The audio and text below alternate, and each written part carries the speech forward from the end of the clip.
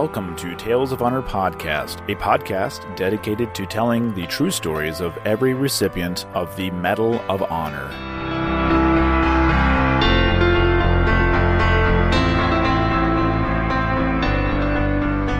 Hello everyone, and welcome to another episode of Tales of Honor Podcast, the only podcast dedicated to telling the true stories of every Medal of Honor recipient. I'm your host, Christoph Ambrosch, and if you also would like to read along with these episodes, you can do so over at talesofhonorpodcast.com. I'm still in the process of uploading a lot of the original, the backlog, essentially. I've been keeping up with the newer ones, but it does take a little bit for me to upload the older episodes into that catalog, but they are available over at talesofhonorpodcast.com in the stories section. You can search via conflict, or you can look up keywords and whatnot and go through that.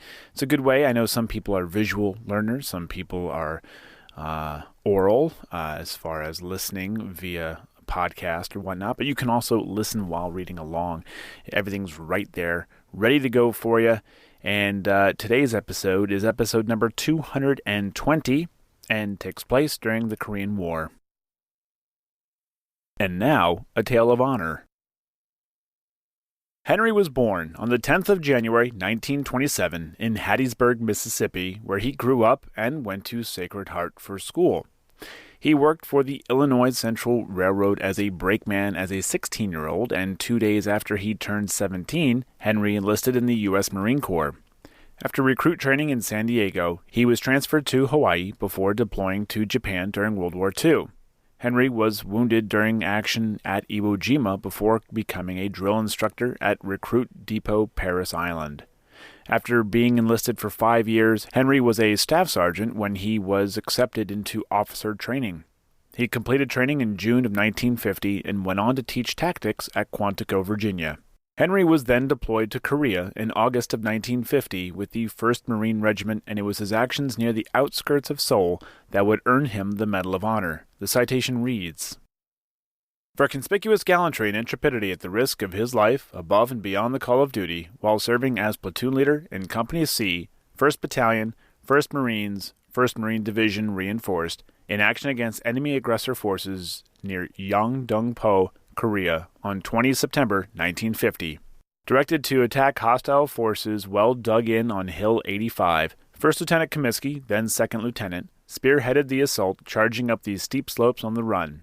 Coolly disregarding the heavy enemy machine gun and small arms fire, he plunged on well forward of the rest of his platoon and was the first man to reach the crest of the objective.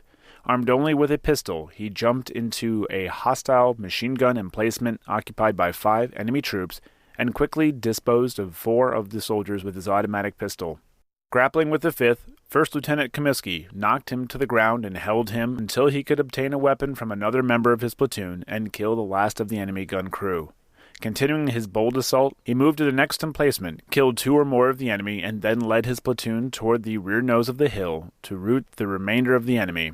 His valiant leadership and courageous fighting spirit served to inspire the men of his company to heroic endeavor in seizing the objective and reflect the highest credit upon 1st Lieutenant Commiskey and the United States Naval Service.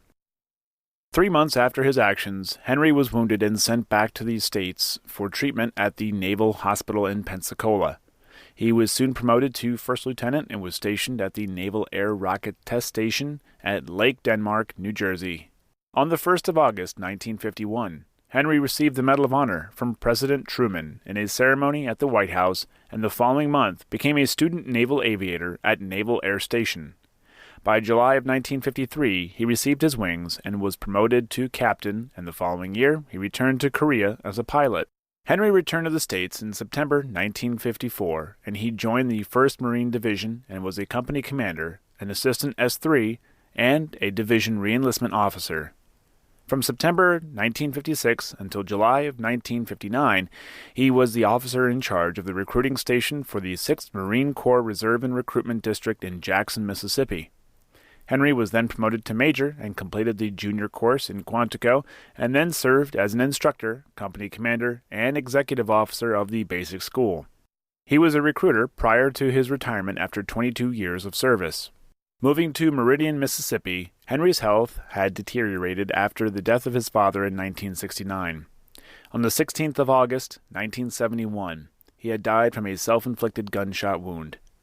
He was cremated, and his son scattered his ashes over the Pacific Ocean, and Henry Alfred Commiskey Sr. has a cenotaph in the Highland Cemetery in his hometown of Hattiesburg, Mississippi, Section 11, Lot 40. And that was a Tale of Honor. Thank you for listening to Tales of Honor Podcast. Head on over to talesofhonorpodcast.com for more information, other ways to listen and support the podcast, and please be sure to leave a good rating and a nice review. If you have any questions or comments, you can send them to talesofhonorpodcast@gmail.com. And until next time, I'm Christoph Ambrose. Thanks for listening.